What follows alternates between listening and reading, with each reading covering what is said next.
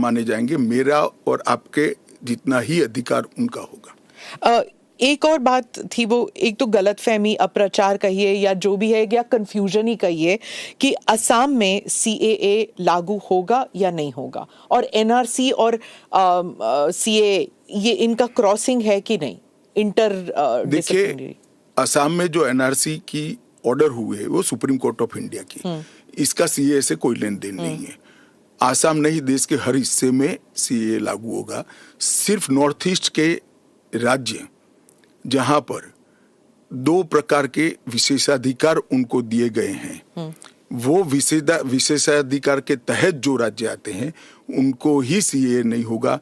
एक inner line permit का provision है और संविधान की 6ठी अनुसूची में शामिल जनजातीय क्षेत्र है। हाँ, वो जो 6 शेड्यूल में वो असम के कुछ, जम्मू कश्मीर के कुछ इलाके, राजस्थान के कुछ इलाके, हिमाचल के कुछ इलाके आते हैं उसमें, वहाँ नहीं लागू होगा, बाकी सब जगह लागू हो जाएगा। पर लोग नहीं जानते ना, क्योंकि कुछ साल वो यहाँ है, कुछ साल, और जो ट्राइबल इलाके हैं उनका जो कॉम्पोजिशन है वो बदलेगा नहीं सीए की वजह से? जरा भी नहीं बदलेगा। ट्राइबल कॉम्पोजिशन और उनके अधिकार को हम जरा भी डाइल्यूट नहीं कर रहे हैं। हमने एक्ट में ही प्रोविजन कर दिया है कि जहां पर भी इनर लाइन परमिट है और जहां संविधान की 6ठी सूची में जो क्षेत्र शामिल किए गए हैं, इन पर वहां पर सीएए नहीं लागू होगा, और वहां के एड्रेस वाला एप्लीकेशन भी ऐप में अपलोड ही नहीं होता है।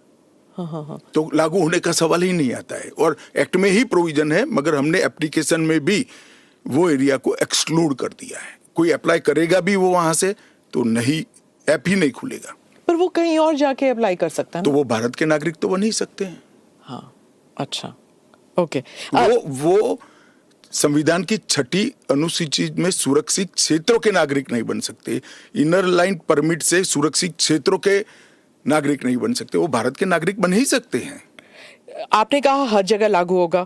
केरल, तमिलनाडु, पश्चिम बंगाल, इन तीनों राज्यों ने कहा है कि हम यहाँ पर लागू नहीं होने देंगे। क्या उनके पास ये अधिकार है कि वो लागू नहीं करने देंगे? वो भी समझ रहे हैं कि उनको अधिकार नहीं है। हमारे संविधान के अनुच्छेद 11 में संसद ने नागरिकता के बारे में कानून बनाने का अधिकार केवल और केवल भारत की संसद को दिया गया है।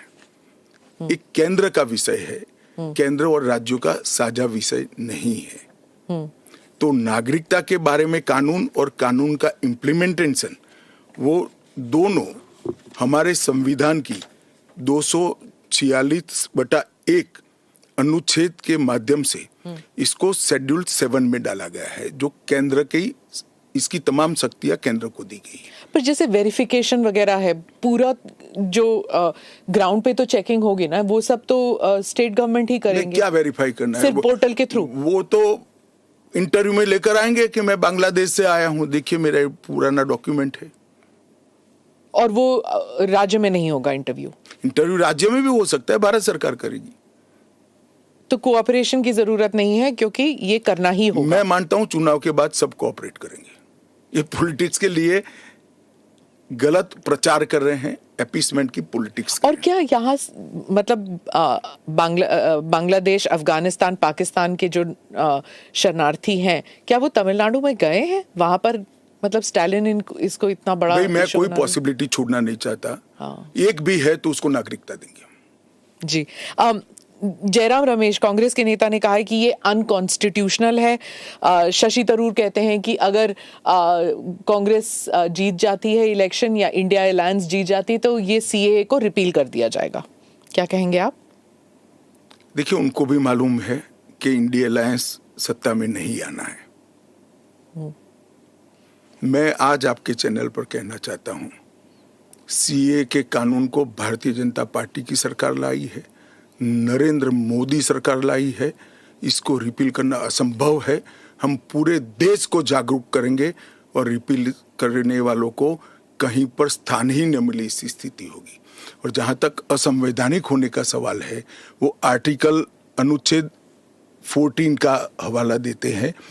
वो भूल जाते हैं कि अनुच्छेद 14 में 2 अपवाद रखे हुए हैं। एक रीजनेबल क्लासिफिकेशन का अपवाद है और दूसरा कानून के उद्देश्यों के साथ लॉजिकल संबंध होना चाहिए।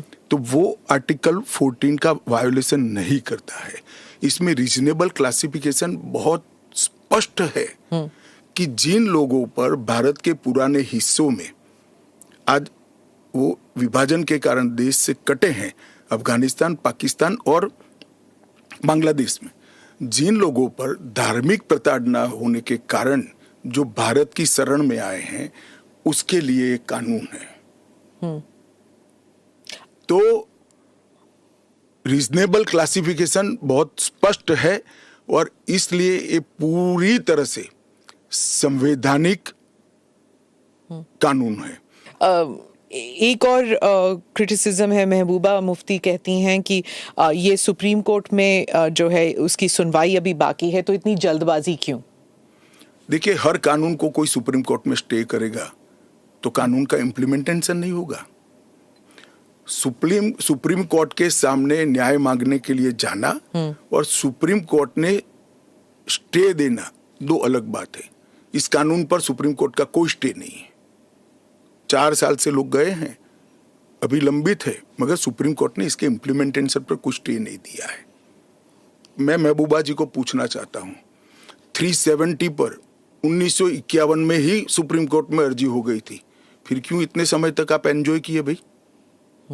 आप बताएंगे देश की जनता को?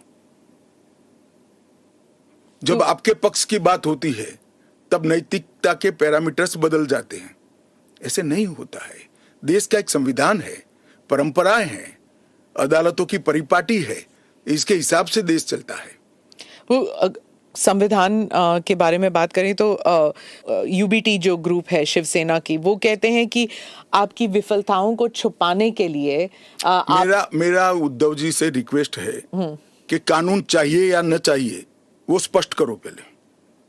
क्या उद्धव जी बोल सकते हैं कि कानून नहीं आना चाहिए? मैं आज उनका आह्वान करता हूं, देश की जनता के सामने, महाराष्ट्र की जनता के सामने स्पष्ट करें कि सीएए नहीं होना चाहिए।